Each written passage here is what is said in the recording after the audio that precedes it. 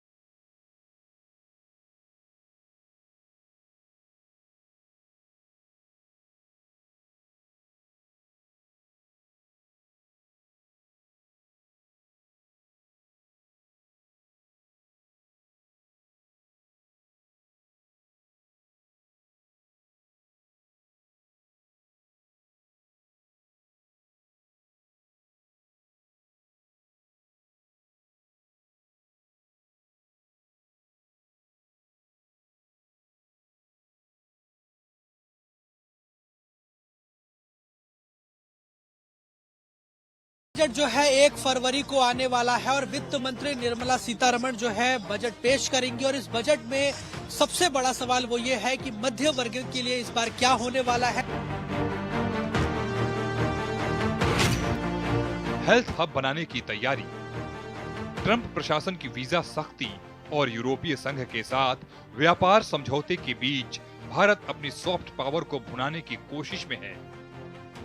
मौजूदा वैश्विक हालात के बीच भारत के लिए मेडिकल टूरिज्म के लिए नई संभावनाओं को खोलने वाला है और इसी को ध्यान में रखते हुए इस क्षेत्र पर सरकार का फोकस रहने की उम्मीद है।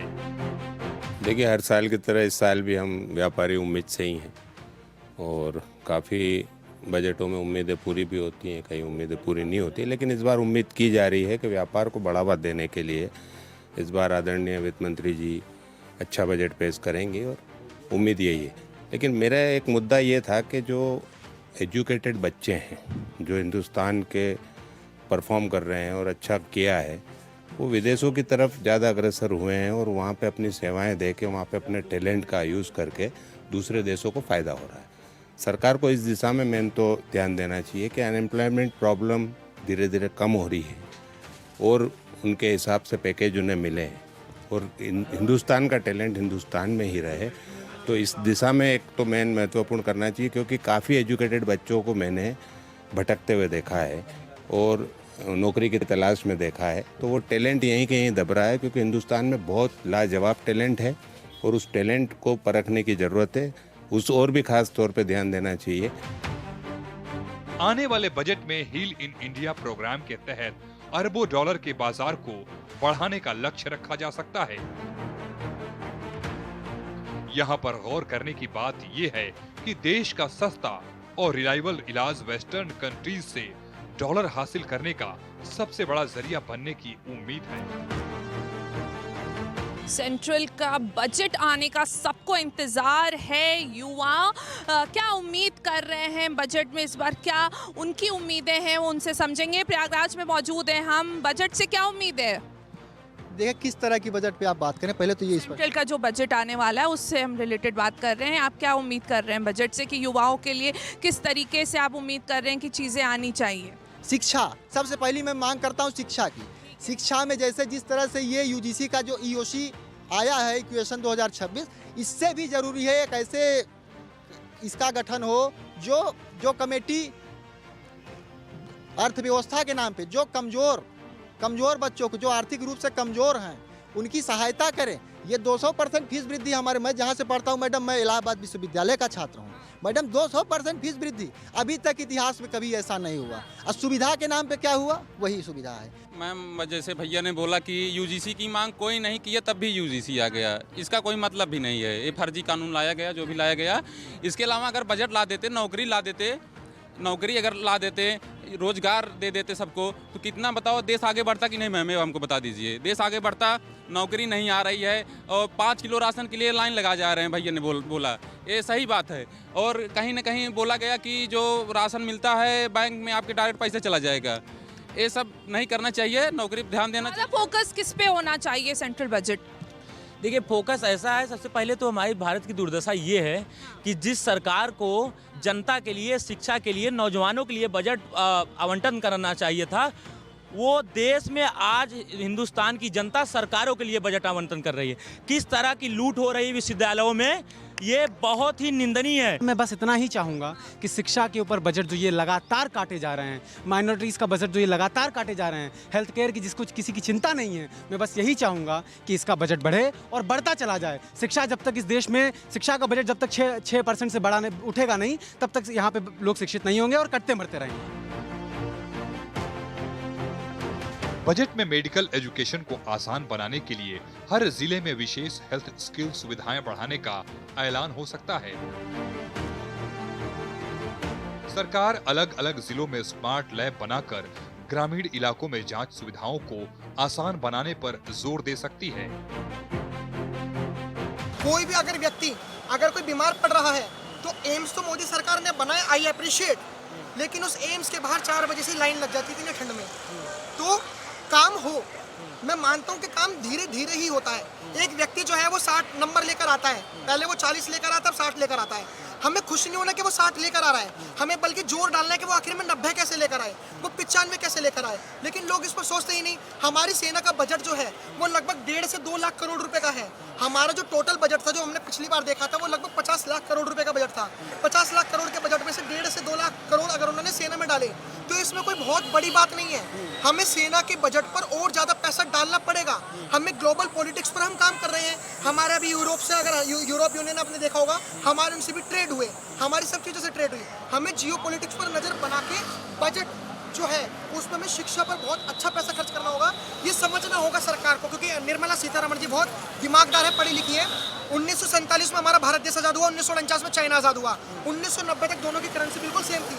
आखिर में 90 के बाद ऐसा क्या हुआ कि चाइना आगे निकल कर हम पीछे रह गए। उन्होंने 2 चीज़ों पर काम करा, एक तो अपनी मैन्युफैक्चरिंग पर काम करा, एक उन्होंने अपनी शिक्षा पर काम करा। हम चाहते हैं कि जन जन तक शिक्षा पहुँचे, जन जन तक पहुँचे शिक्षा। अगर हमारे देश के मजदूर भी हो तो वो शिक्षित हो, ताकि अगर कोई कंपनी यहाँ पर आए और अगर कोई कंपनी खोले तो यहाँ पर मजदूर भी और शिक्षा के बलबूते पर बने।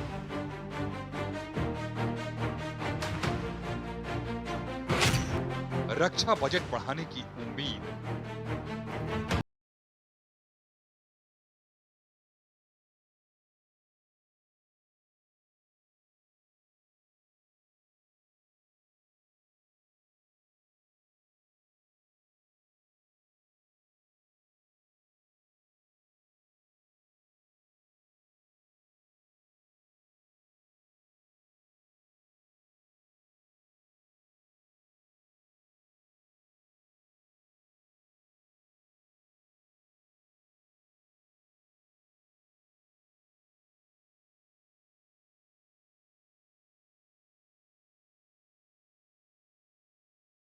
फंड का इस्तेमाल एआई, ड्रोन तकनीक, साइबर और स्पेस वॉरफेयर और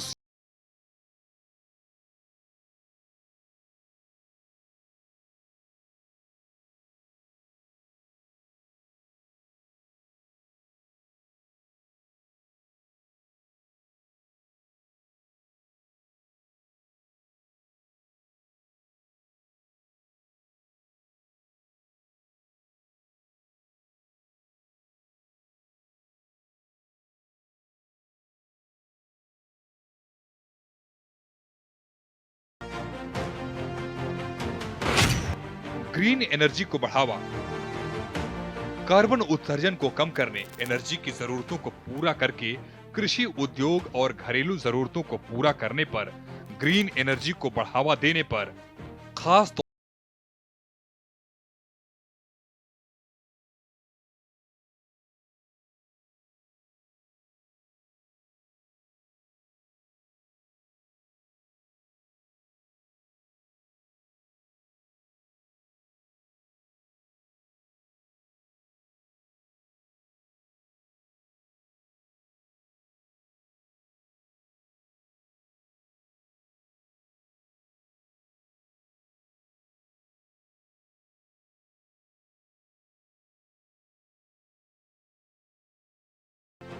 इससे न केवल परिवारों को मुफ्त बिजली मिलेगी, बल्कि वो एक्स्ट्रा बिजली को ग्रिड को बेचकर कमाई भी कर सकेंगे। हाँ जी, टैक्सी चलाते हैं। टैक्सी वालों का हाल क्या है हमारा, आजकल वो कर दिए प्राइवेट गाड़ियाँ कर दी हैं। जो प्राइवेट गाड़ियाँ 3000 का पास बना दिया है जी, वो इलेक्ट्रिक गाड़ी कर दी है कि आप चलाओ, टैक्स पे हम कर रहे हैं, मजे वो ले रहे हैं। तो क्या होगा हमारा, हम टैक्स पे क्यों करेंगे फिर? MCT हम कटवा रहे हैं, टैक्स पे हम कर रहे हैं, रोड टैक्स हम दे रहे हैं, सब कुछ दे रहे हैं, मजे ले रहे हैं वो प्राइवेट गाड़ी। तो इससे हमारा क्या फ़ायदा यार? फिर हम भी प्राइवेट गाड़ी लेंगे, बेच बेच के क्या करें? हम भी नहीं चलाएंगे गाड़ी, ये फिर है ना, फिर हम भी अपनी प्राइवेट गाड़ी लेंगे। देखिए, जो भी बजट आने वाला है, अभी तक जो भी श्रीमती निर्मला सीतारमण ने जो बजट पेश किया है, अभी तक आवाम के हित में कोई बजट पास नहीं हुआ। बजट जो भी पास होता है वो पैसे वालों के हक में पास होता है। में अभी कोई नहीं आया। पिछले बजट में भी GST बिल घटेगा, ये होगा वो होगा, कहाँ दूध पर पैसे घटे हैं, कहाँ मक्खन पे घटे, कहाँ दही पे घटे। जो अमूल है, मदर डेयरी है, वो वहीं का वहीं है अपनी जगह पर। कोई 1 रुपया कम नहीं हुआ दूध के ऊपर, और बढ़े हैं पैसे, 1 रुपया प्रति लीटर बढ़ गया है, घटा नहीं है। 2015 में मोदी जी ने ये कहा था कि हम जो है, हमारी इकोनॉमी जो है वो $8 ट्रिलियन की है उस वक्त में 2015 में। और आज मोदी जी ने अभी कुछ दिन पहले ये कहा था ऑन द माइक मीडिया के सामने कि हम 2026 के अंदर $4 ट्रिलियन की इकोनॉमी बनने जा रहे हैं। तो जो $8 ट्रिलियन जो हमारी थी इकोनॉमी, वो गई कहाँ? ग्रीन एनर्जी कॉरिडोर के जरिए ऊर्जा क्षेत्र में क्रांति, निवेश और रोजगार के भी अवसर पैदा हो रहे हैं।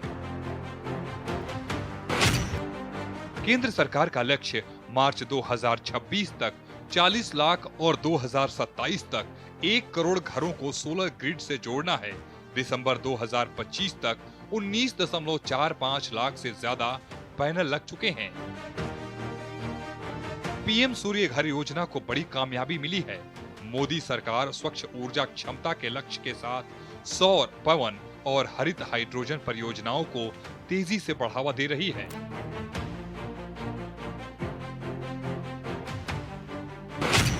सुधार, विकास और रफ्तार। मोदी सरकार सबका साथ, सबका विकास के फलसफे पर यकीन रखती है। बुनियादी स्तर पर सुधार, विकास में हर किसी को भागीदार बनाना और नई संभावनाओं को तलाशना सरकार की पहली प्राथमिकता है।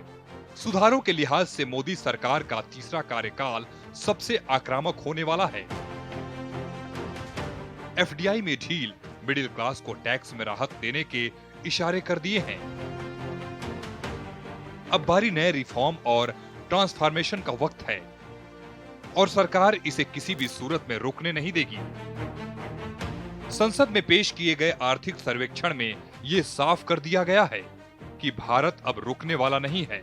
संदेश साफ है कि जब वित्त मंत्रालय का संसद में बजट का पिटारा खुलेगा तो वो न सिर्फ सुधारात्मक होगा बल्कि विकास को रफ्तार देने वाला साबित होगा।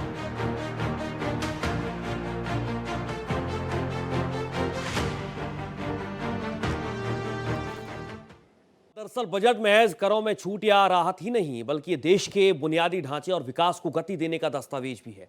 हेल्थ केयर से लेकर रियल एस्टेट सेक्टर को बड़े ऐलानों की उम्मीद है और इससे निवेश, मांग और रोजगार को बढ़ावा भी मिलेगा।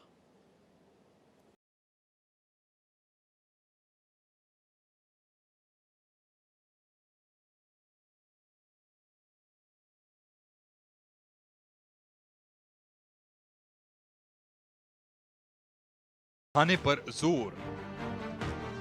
रिकॉर्ड 9वीं बार बजट पेश करने जा रही वित्त मंत्री निर्मला सीतारमण देश में निवेश बढ़ाने की दिशा में अहम ऐलान कर सकती हैं। इस बात की बहुत संभावना है कि वो India development and strategic fund का ऐलान कर सकती हैं। ये फंड असल में हरित ऊर्जा, एमएस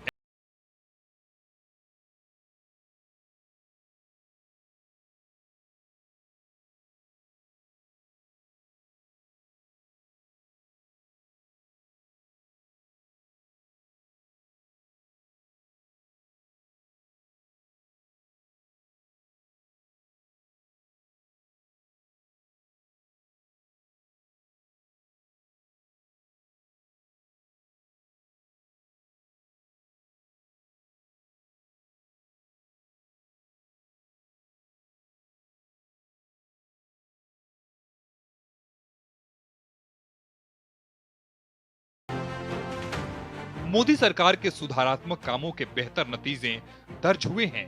देश में औद्योगिक विकास के लिए तैयार माहौल, देश की सशक्त हो रही अर्थव्यवस्था के चलते विदेशी निवेश में भी जबरदस्त इजाफा हुआ है। पिछले एक साल में प्रत्यक्ष विदेशी निवेश एफडीआई में 73% की रिकॉर्ड बढ़ोतरी दर्ज की गई है। ये भारत की बदल रही तस्वीर को पेश कर रही है। उत्पादन आधारित प्रोत्साहन पीएलआई योजना की वजह से विनिर्माण और निर्यात में भी 20% से ज्यादा की बढ़ोतरी दर्ज हुई है। इलेक्ट्रॉनिक्स निर्यात में भी भारत ने 37% की छलांग लगाई और पहली बार इसका कारोबार 4.15 लाख करोड़ के पास पहुंच गया। स्मार्टफोन निर्यात मामले में भी भारत नई ऊंचाइयों को छू रहा है और बजट में इन सफलताओं को नया आधार देने की कोशिश की जाएगी। आत्मनिर्भर भारत के लक्ष्य को हासिल करने की दिशा में अहम ऐलान होने की उम्मीद है। लॉजिस्टिक्स क्षेत्र में सुधार।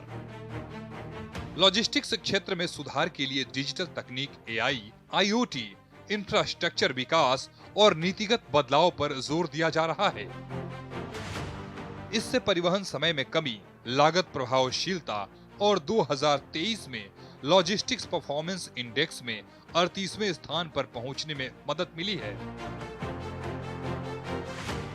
बजट में लॉजिस्टिक्स लागत को कम करने और दक्षता बढ़ाने के लिए बुनियादी ढांचे, डिजिटलीकरण और हरित ऊर्जा पर बड़े ऐलान की संभावना है। लॉजिस्टिक्स की लागत कम करने के लिए रेल ट्रैक, बंदरगाहों और वेयर हाउस के बुनियादी ढांचे को मजबूत किया जा सकता है। देखिए इस समय हम आनंद विहार रेलवे स्टेशन पर मौजूद हैं और यहाँ पर आप देख सकते हैं किस तरीके से पैसेंजर्स जो है वो अपने गंतव्य की ओर जा रहे हैं। बिहार में तो मुद्दा सबसे पहले रोजगार का ही है और हम सबको ही पता है कि बिहार के लोगों को किस तरीके से देखा जाता है। एक मजदूर के तौर पे, चाहे गुजरात हो गया कैसे भगाए जाते हैं वहाँ से, चाहे अभी तेलंगाना में हिंदी, हाँ तमिलनाडु चेन्नई में भी हो गया चीजें। अच्छा ये बताइए जो बजट है, बजट से क्या उम्मीद है आपको सरकार से? सर अभी तो कोशिश यही रहनी चाहिए कि बजट अच्छा लेके आना चाहिए उन लोगों को, ताकि और सहूलियत मिले। जो महंगाई है थोड़ी कम होनी चाहिए, जो लोगों को परेशानियां हो रही है वो ठीक हो जानी चाहिए। जैसे कि जिनको दुकान चलाने में भी दिक्कत आ रही है, रोड पे दुकान है, उनका जो भी उनका समाधान बनता है, उनका टैक्स लीजिए या तो आप या कहीं स्थान दीजिए उनको, ताकि वो भी कमाने खाने आए हैं। यही सब कह सकते हैं हम अभी बजट के लिए कि थोड़ा ध्यान रखना चाहिए इन चीजों का, यही कह सकते हैं हम आपसे। ये देखिए और भी लोग हैं, आप लोग बजट को लेकर कुछ कहेंगे? जो देश में महंगाई है या कुछ ऐसा आपको लगता है सरकार को करना चाहिए? सरकार अपनी तरफ से पूरा कोशिश कर रही है। जहाँ तक हम मोदी सरकार की बात करते हैं तो उन्होंने गरीबों के ऊपर बहुत ध्यान दिया है। हमने ये भी देखा है कि मोदी सरकार ने गरीबों को बहुत मकान भी दिए हैं, कईयों को जैसे अपना ये सम्मान निधि योजना है, बहुत सारी योजना है, मुद्रा योजना, जिससे आप अपना बिजनेस कर सकते हैं, कुछ भी कर सकते हैं। तो सरकार तो अपनी तरफ से कोशिश कर रही है, लेकिन सरकार के नीचे जो बैठे हुए हैं वो लोग अपना फायदा गरीबों का शोषण करके वो अपना जेब भर लेते हैं। बजट की क्या बात करूं सर, आप यहीं का देख लीजिए। प्लेटफॉर्म टिकट अगर कोई लेके जा रहा है प्लेटफॉर्म पे, तो यहाँ पे जो सुविधा है टॉयलेट बाथरूम का, इसके चीज के लिए तो पैसा नहीं लगना चाहिए। यहाँ 10 रुपीज ले रहे हैं उस चीज के लिए। और प्लस इंसान टिकट करा के जा भी रहा है तो ऐसा सीट अवेलेबल हो ही नहीं रहा है, फटा फुटा सीट है। ट्रेन में भी कोई सुविधा नहीं है। आज के डेट में कोई इतना कॉस्टली टिकट तो अवॉइड कर नहीं सकता, लेकिन फिर भी लोग एसी बना दे रहे हैं डिब्बा। जनरल वालों का क्या हाल होगा? जनरल वालों के लिए कोई सुविधा नहीं है। जनरल वालों के लिए तो आज भी वही 4 डब्बा में घुस के लोग जा रहे हैं। ईवी और हाइड्रोजन ट्रैकिंग को बढ़ावा देने के लिए ग्रीन फ्रेट जोन और सब्सिडी की घोषणा संभव है। रेलवे, सिविल इंफ्रास्ट्रक्चर और सोलर जैसी परियोजनाओं पर सरकार का भारी खर्च मैन्युफैक्चरिंग सेक्टर में मांग को बढ़ाने का बड़ा जरिया होता है। देश का आम बजट पेश होना है और ऐसे में भारत एक्सप्रेस लगातार अलग अलग वर्ग के लोगों से बातचीत कर रहा है कि लोगों का इस बजट पर क्या उनकी उम्मीद है, क्या उनकी अपेक्षाएं हैं। देखिए इस समय हम आनंद विहार रेलवे स्टेशन पर मौजूद है और यहाँ पर देखिए तमाम मेरे साथ जो कूली है वो मौजूद है, जो कि सबसे ज्यादा कह सकते हैं कि मेहनत करते हैं। जो तमाम यात्री जो सफर करते हैं उनके सामान को जो है ट्रेन तक पहुंचाने का काम करते हैं और इनसे बातचीत करते हैं, इनसे समझते हैं कि ये जो बजट पेश होगा उस पर इनकी क्या राय है और बजट को लेकर या ये क्या अपेक्षा करते हैं सरकार से। सबसे पहले आपका क्या नाम है? जी मेरा नाम हारून है, मैं आनंद विहार स्टेशन पर कुली का काम करता हूँ। तो हारून जी, जो सरकार बजट लेकर आने वाली है, आप लोग जो है कूली का काम करते हैं, सुबह से लेकर शाम तक भाग दौड़ करते हैं, मेहनत करते हैं, तो इस सरकार से जो बजट आएगा उससे कुछ आपकी अपेक्षा है या कोई आपकी ऐसी मांग है जो आप चाहते हैं सरकार करे? देखिए मांग तो हमेशा रहती है, पूरे इंडिया के कुलियों की मांग हमेशा हर बजट से उम्मीद रहती है कि इस बार हमें कुछ मिलेगा, इस बार हमें कुछ मिलेगा, लेकिन हर बजट में सिर्फ मायूसी हाथ मिलती है। बजट में कुली का के भी नहीं आता है कभी भी।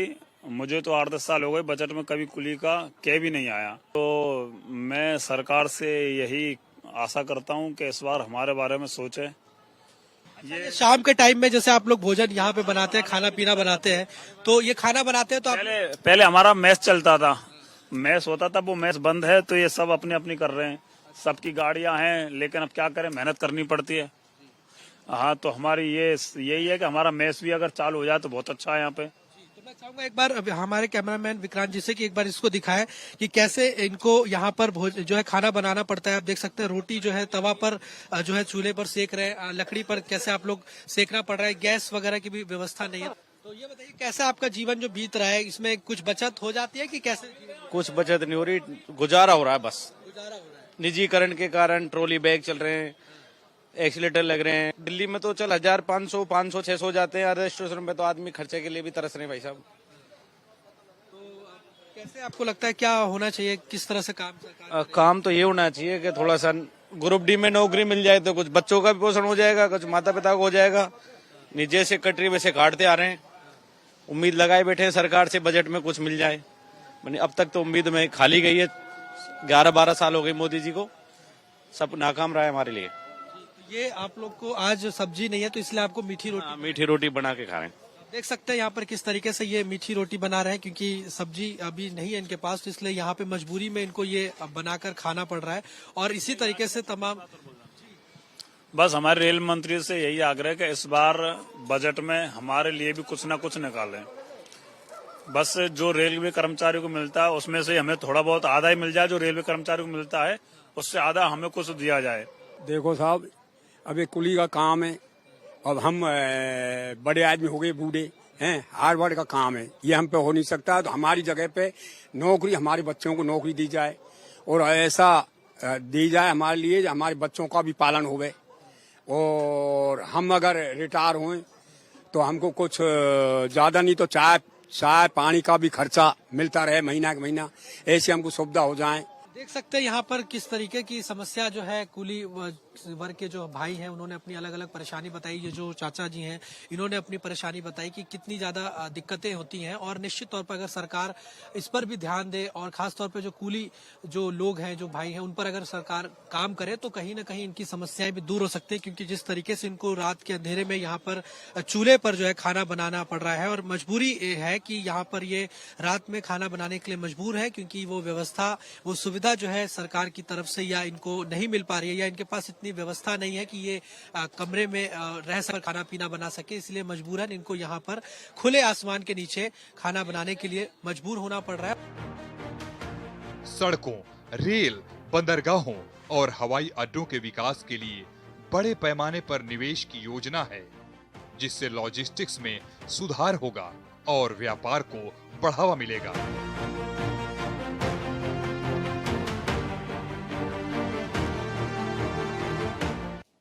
बजट में सिर्फ घोषणाएं नहीं होंगी बल्कि विकसित भारत 2047 का विकास मॉडल भी होगा।